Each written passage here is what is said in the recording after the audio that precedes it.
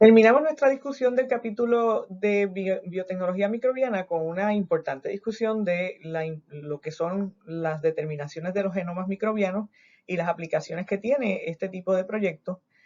Eh, Obviamente, ¿verdad? Lo que es la determinación de material genético y dónde están los genes y qué genes contienen distintos tipos de microorganismos, tiene un impacto enorme en lo que es el área de la salud, en lo que es el área de la bioremediación, por ejemplo, e incluso en la síntesis de biocombustibles.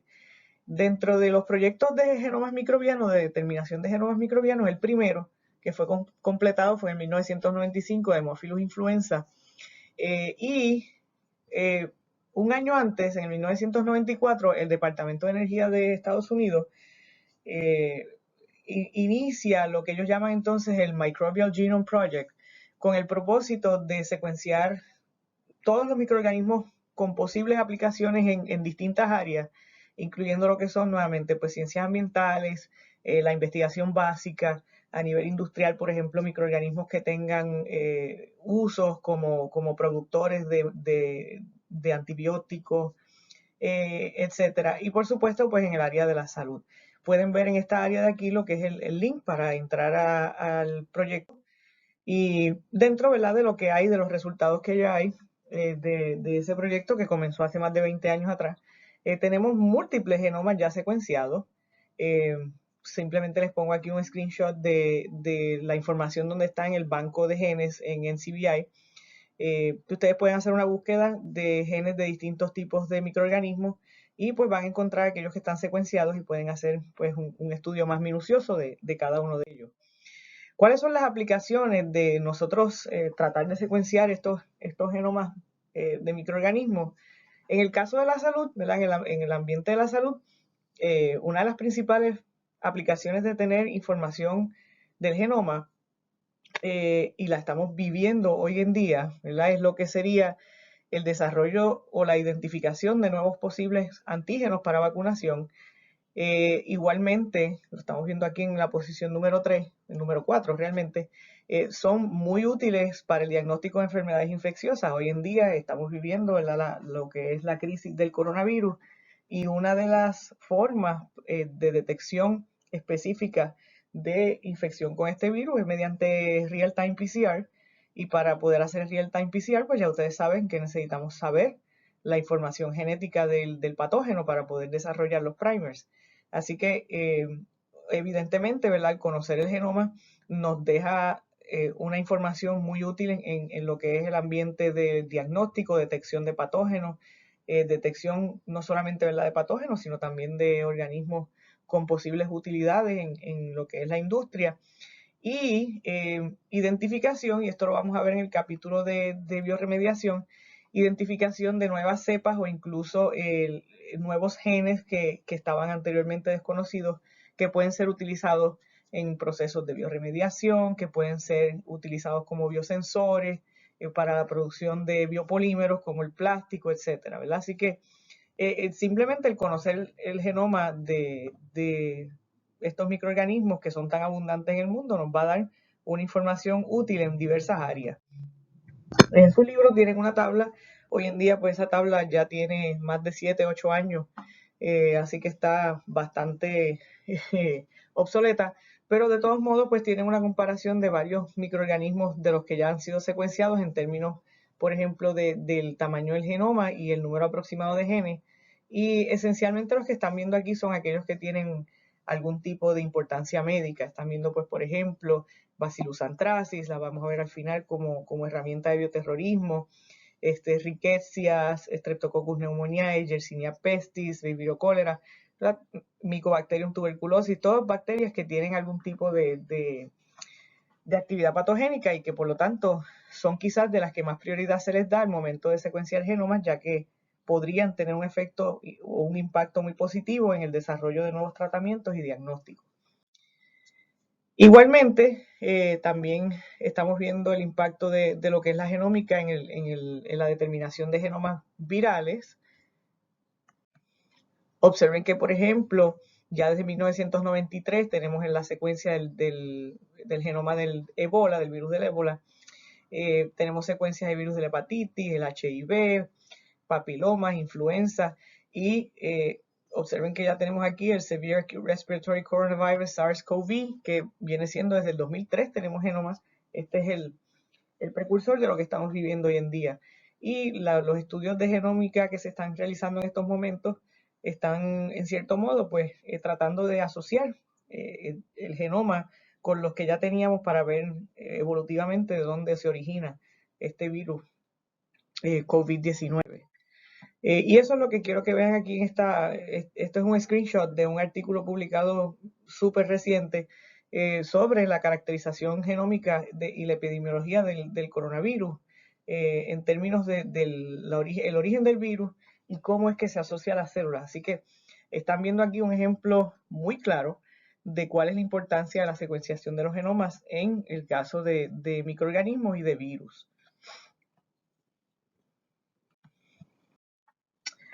Dentro de los proyectos genómicos, una de las ideas más interesantes que ha surgido es lo que se conoce como la metagenómica, que es la secuenciación de genomas de comunidades enteras. Por eso se habla, ¿verdad?, del concepto meta.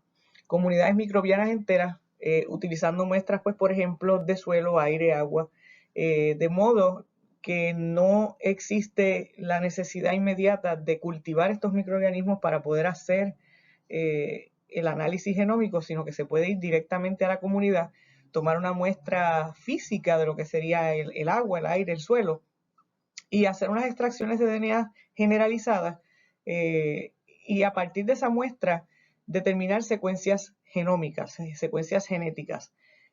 ¿Por qué es esto importante? Ustedes bien saben que no todos los microorganismos son fácilmente cultivables y por lo tanto se entiende que aproximadamente el 99% de los microorganismos que existen en el mundo ni siquiera los conocemos, ¿verdad? Porque no los podemos cultivar y por lo tanto no los podemos estudiar fácilmente en el laboratorio. El uso de técnicas metagenómicas y de este tipo de secuenciación directamente, aislando directamente del medio donde ellas viven, nos permite entonces obtener, aunque no tengamos el microorganismo cultivado, podemos obtener las secuencias genéticas de esos microorganismos que viven en esa comunidad, que forman esa comunidad. Y de esa manera quizás no podamos tal vez identificar inmediatamente el microorganismo, pero sí podemos identificar nuevos genes, nuevas secuencias genéticas, y sabemos que esas secuencias genéticas posiblemente pues le están dando las características a esos microorganismos para vivir en ese ambiente. Dentro de los proyectos de metagenómica, uno de los primeros proyectos pilotos lo realizó Craig Venter, fundador del Instituto Venter, uno de los pioneros en lo que es la secuenciación de genomas completos. Craig Venter inicia unas expediciones a nivel del planeta en que fue recopilando muestras ambientales y enviándolas a su nuevo instituto para la secuenciación y obtener entonces información sobre qué secuencias genéticas hay en estas áreas. Por ejemplo, qué tipo de cosas, qué tipo de contribuciones pueden hacer este tipo de experimentos.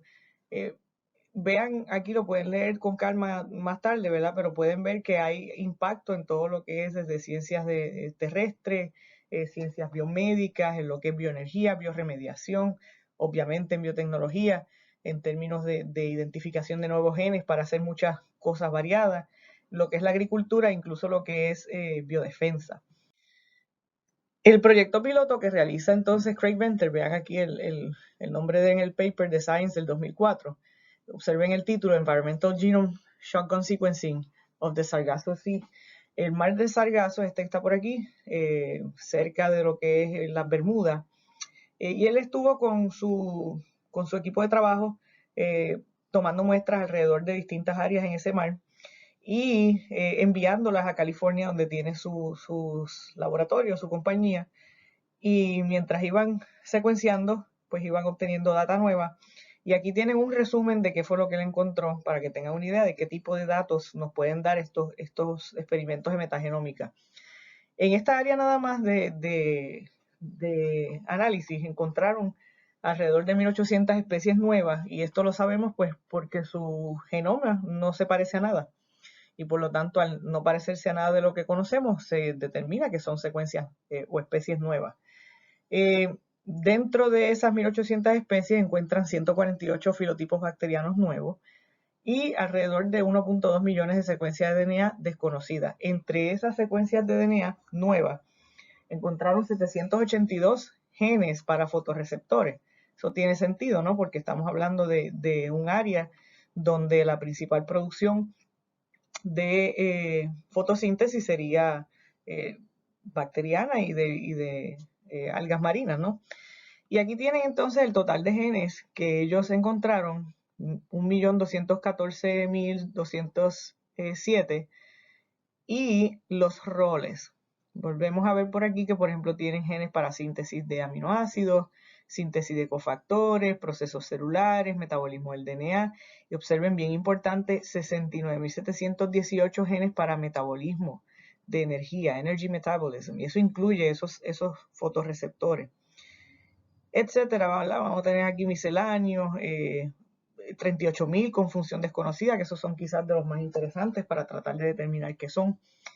Y de esa manera, pues este tipo de experimento nos da información sobre, pues, sobre el mundo que nos rodea y cosas que pueden ser útiles más adelante. Otro de los proyectos de metagenómica establecidos en el 2008 es el proyecto del microbioma humano. Básicamente, ¿verdad? Este proyecto, el nombre lo dice, el objetivo era completar el genoma de los 600 a 1000 microorganismos que viven, tipos de microorganismos que viven con nosotros. La primera fase de este proyecto terminó en el 2013.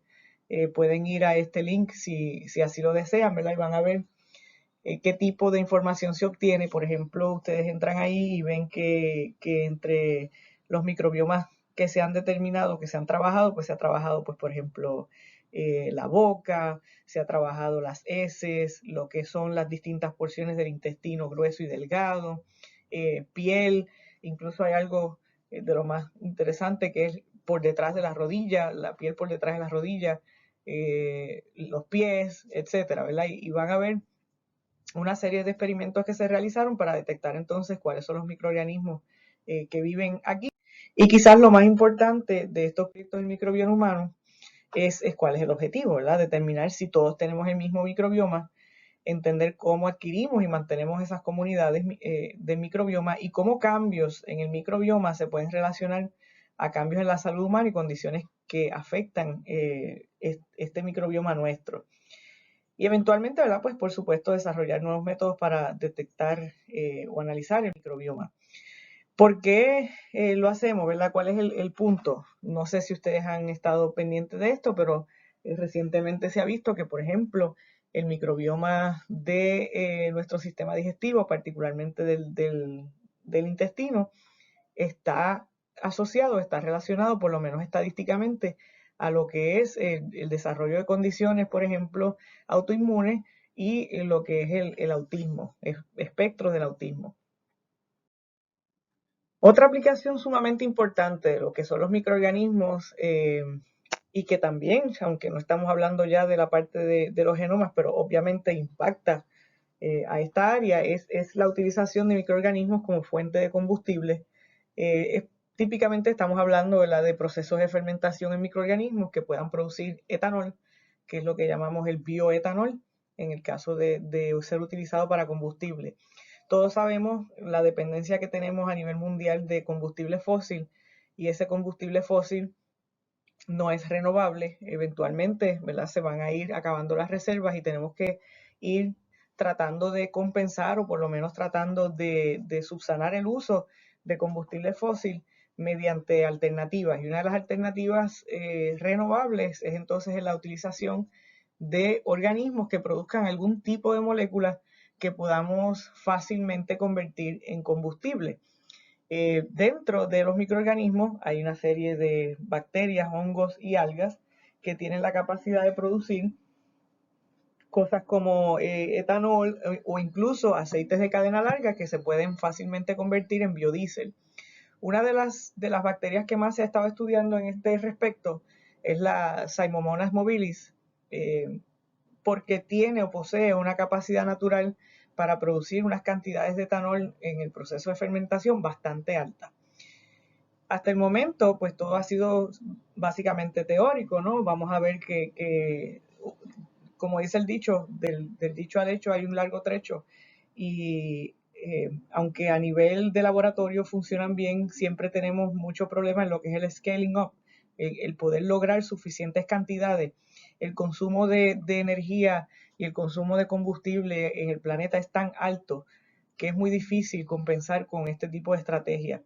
Por ejemplo, una de las fuentes principales de biocombustible es el proceso de fermentación de glucosas y azúcares mediante estos organismos que son fermentadores, ¿verdad? Que, como por ejemplo ciertos tipos de bacterias y las levaduras que pueden, mediante fermentación alcohólica, utilizar esas azúcares y producir etanol que se pueda convertir en biodiesel. Pero el problema que tenemos es que la eficiencia del proceso no es suficientemente buena, no es económicamente factible, porque necesitaríamos demasiado cultivo, por ejemplo, de maíz, para poder generar suficiente materia prima para estas bacterias, hongos, hacer el proceso de fermentación y obtener suficiente etanol.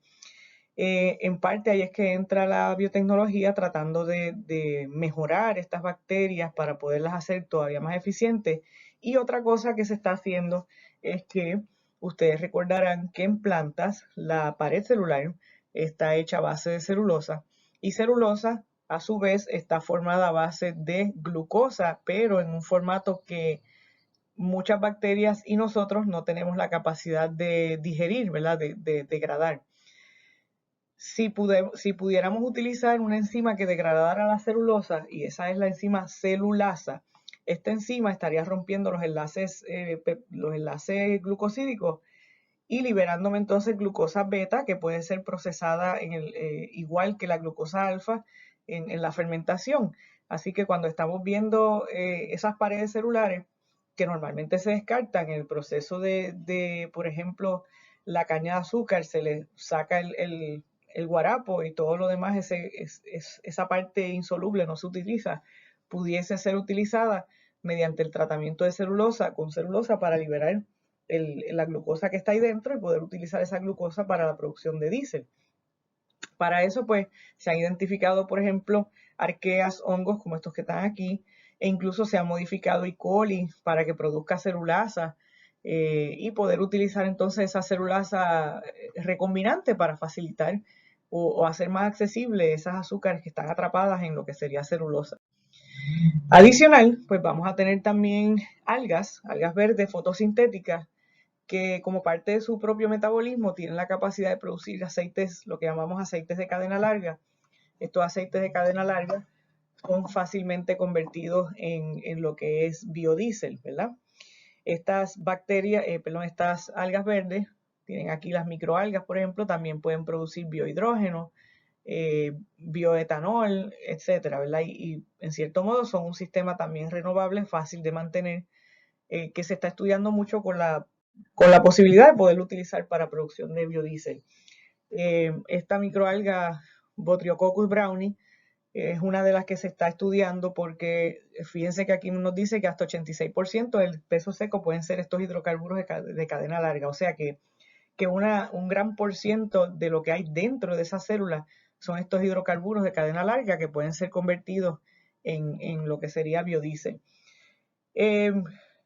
Todo esto a nivel teórico suena bien, a nivel pequeño, a escala pequeña, sale bien. Siempre el problema es cómo hacer el upscale, cómo poder producir suficiente de este tipo de biocombustible para poder compensar el uso de energía de petróleo.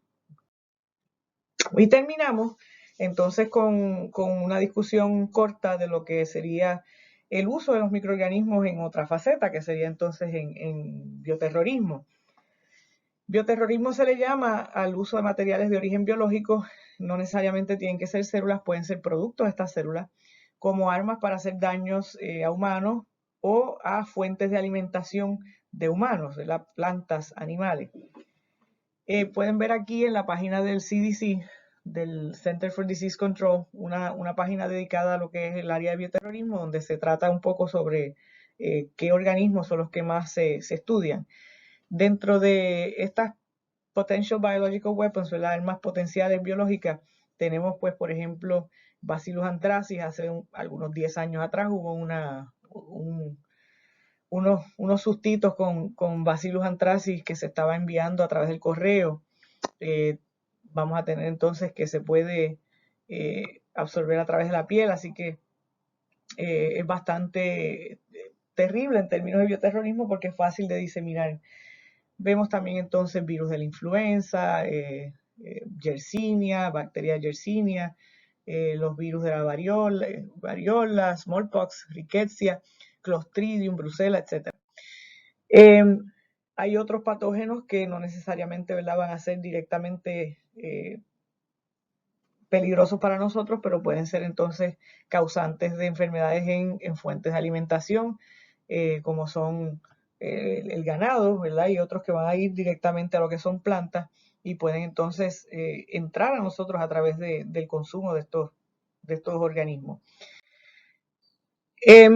Los organismos o los posibles agentes de bioterrorismo se van a clasificar por categoría de acuerdo a unas características importantes que se tienen que cumplir. Por ejemplo, tenemos categoría A, B y C. Los categoría A van a ser los de mayor prioridad. Lo vi por aquí, categoría A, Highest Priority Agent, definido por el CDC como aquellos que tienen la prioridad en la investigación de biodefensa. Estos organismos son fácilmente diseminados de persona a persona y lo principal es que resultan en altas tasas de mortalidad y por lo tanto pues tienen el potencial de causar un impacto muy grande en lo que es la salud pública. Y la liberación accidental o deliberada de estos agentes podría causar pues perturbación social como lo que estamos viendo ahora mismo. Y si se fijan, pues aquí estamos hablando ya de cosas bastante fuertes como lo que es el virus del ébola, Bacillus anthracis, Yersinia pestis. Categoría B, entonces van a ser los de segunda prioridad. Son aquellos que pueden ser moderadamente fáciles de diseminar, pero no tienen la misma mortalidad que los de categoría A. Y pues por lo tanto lo que requieren principalmente es un mejor diagnóstico. Y tenemos finalmente los de categoría C, que son aquellos que tienen el potencial para diseminación en masa. Fíjense que aquí tenemos los coronavirus SARS, lo que estamos viviendo ahora mismo, dado pues que es fácil de producir y fácil de diseminar. Y aquí en categoría C pues también incluiríamos lo que son amenazas emergentes que tienen el potencial de causar alto número de muertes y que pueden causar un impacto grande en la salud pública. ¿Qué es lo que estamos buscando entonces en el caso de una bioarma que tenga alto potencial de causar muerte, que sea altamente infeccioso o altamente tóxico? Como les dije, no necesariamente tiene que ser el organismo vivo, puede ser una toxina producida por este organismo, que sea fácil su producción en masa y su almacenaje sin la pérdida de ese potencial patogénico, que sea fácil de diseminar en un área grande, ¿verdad? Y que pueda soportar lo que es el proceso de delivery, que sea estable luego de su diseminación en distintos ambientes y que dure lo suficiente para infectar humanos y que tenga entonces el potencial de ser todavía un arma biológica más fuerte mediante lo que sería ingeniería genética. Si nos vamos al caso que estamos viviendo ahora mismo, aunque no es un caso de bioterrorismo, fíjense que este tipo de virus, por su alta facilidad de contagio, si fuéramos a verlo como una potencial arma biológica, todo se haría bien sencillo simplemente con una modificación genética, añadiéndole algún tipo de factor que lo haga todavía más letal. Es bien fácil de diseminar, así que es una potencial arma biológica siempre y cuando sea modificado. Y tenemos aquí entonces una tabla que se ve bien pequeñita, pero ustedes después con calma la pueden ver, de agentes potenciales que pueden estar utilizándose para bioterrorismo, y siempre el primero vamos a ver que es Anthrax. Y quería llamarles la atención a esto que está aquí, Ricin. Ricin es no es un microorganismo, es una toxina derivada de una planta, pero también se los estoy enseñando como ejemplo de algo que no necesariamente tiene que ser un organismo completo, sino que puede ser también una toxina. Y con eso terminaríamos entonces lo que es la discusión de microorganismos y el capítulo 5.